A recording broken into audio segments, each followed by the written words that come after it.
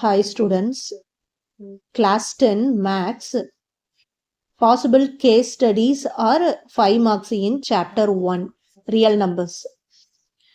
See the first word problem. Here they are asking about equal pieces, longest pieces. These are all keywords. If they are asking about partition, otherwise arrangements, that means we are going to find HCF. No need to know the meaning. If you don't know the meaning of question, just see the keyword. If you see equal partition, equal pieces, longest pieces, like that, our question is there means we are going to find HCF. That's all. See the second sum. Room A has 12 chairs, room B has 18 chairs, and room C has 24 chairs in each room. The chairs are arranged in rows. Arranged. Some arrangements are there in this question. So, if they are asking about arrangement means we are going to find HCF. That's all. This is our keyword. Arrangement is our keyword. If we see this arrangement word in our question, we are going to find HCF. That's all.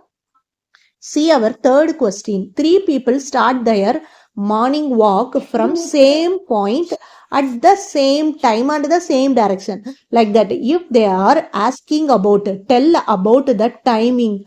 So, if they are asking timing means we are going to find LCM. One more keyword is again.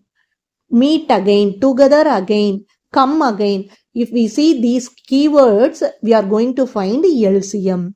No need the meaning of the question. Just see the keywords.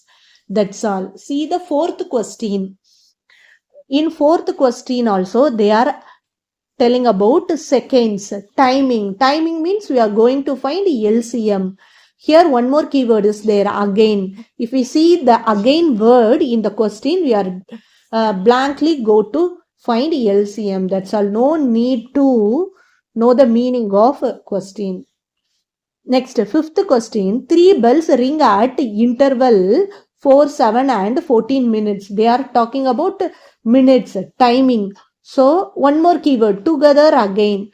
If we see these keywords, we are going to find the LCM. That's all. In sixth question, find the least number which when divided by 12, 16, 24 leaves the remainder 7 in each case. If they are asking about least number means we are going to find LCM. Then add this remainder value. First find the LCM, then add this remainder value. We will get the answer. See the seventh sum. Find the smallest number divisible by 306 and 657. In this case, we are going to find LCM. If they are asking least number, smallest number means we are going to find LCM. Here they are not mention any reminders. So no need to add or subtract any numbers in LCM. Okay, next eighth sum. In eighth sum, find the largest positive integer. Largest means we are going to find a HCF. This is the keyword. If they are asking largest positive integer means we are going to find a LCM.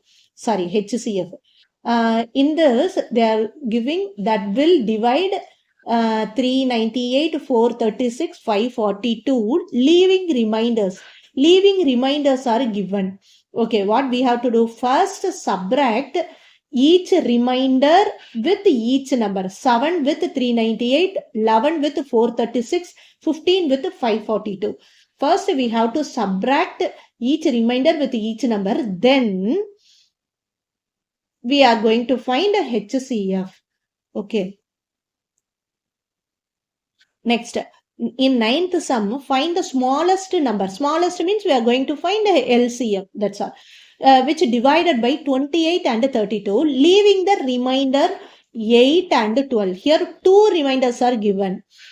In sixth sum, they asked only 1 reminder. So, what we done? First, we are going to find the LCM, then add the remainder value. Here, we are going to add.